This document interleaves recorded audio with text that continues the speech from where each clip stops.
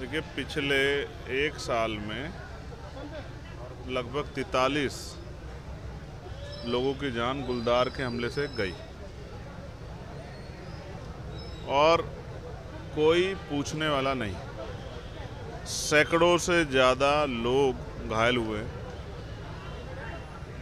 पिछले साल 23 में हमने धरना दिया, दोबारा हमें मजबूरी में धरना दे रहना पड़ रहा कि पिछले 10 दिन में 3 लोगों की जान गई, जिनमें 2 छोटे बच्चे, एक महिला।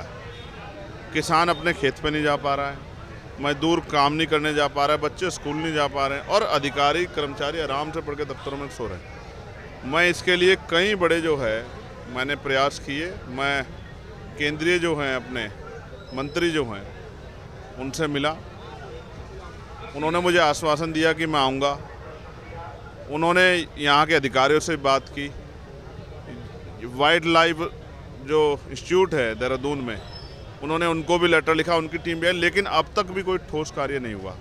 लोगों को मरते हुए देखना मेरी बस की बात नहीं है, इसलिए हम और हमारी पार्टी आज यहाँ आंदोलन कर रही है कि लोगों की जान के साथ जो खिलवाड़ हो रहा है ये बंद है। और अगर इस पर कोई ठोस कार्रवाई नहीं होगी तो हम लगातार इस धरने को चलाएंगे। आज हम शाम में उन्हीं गाँव में रुकेंगे जहाँ गुलदार के हमले से ज़्यादा लोग परेशान, जहाँ गुलदार देखा जा रहा है।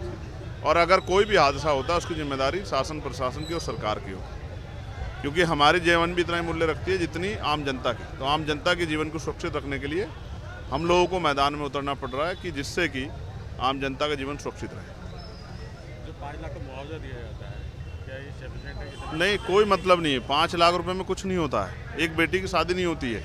जिन परिवार कमाने वाला चला जाता है उनका तो पूरा बिल्कुल परिवार बर्बाद है। कम से कम 25 लाख रुपए का मुआवजा जो है सरकार को देना चाहिए। और ये जिम्मेदारी सरकार की, जनता टैक्स देती है और उनकी जान पे जो है, जानवरों की जान की वैल्यू है लेकिन इंसानों की जान की वैल्यू नहीं। ये और शर्मनाक है। मैं इसको गुलदार का आतंक नहीं, मैं इसको सरकार का आतंक करूँगा। सरकार की लापरवाही, सरकार की गैर जिम्मेदारी, उनके निकम्मेपन की वजह से आज लोगों की जान जा रही है। मायने रखते हैं 43 लोग, सैकड़ों लोग जिनकी जान बच गई है लेकिन घायल हुए हैं, वो डर के साए में बाहर भी नहीं निकल पा रहे हैं। उनकी जान मायने रखती है। ये हमारा किसानी का क्षेत्र है। यहाँ किसान बहुत बड़े पैमाने पे जो गन्ना उगाते हैं, गेहूँ उगाते हैं। एक तरफ हम बाढ़ की मार झेल रहे हैं, पानी आया, हज़ारों भूमि कट गई है।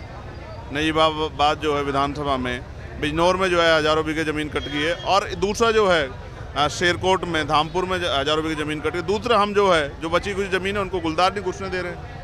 तो ऐसे में तो किसान मजदूर बर्बाद हो जाएंगे। उनको बर्बाद होने से बचाने के लिए आज हम लोग धरना दे रहे हैं।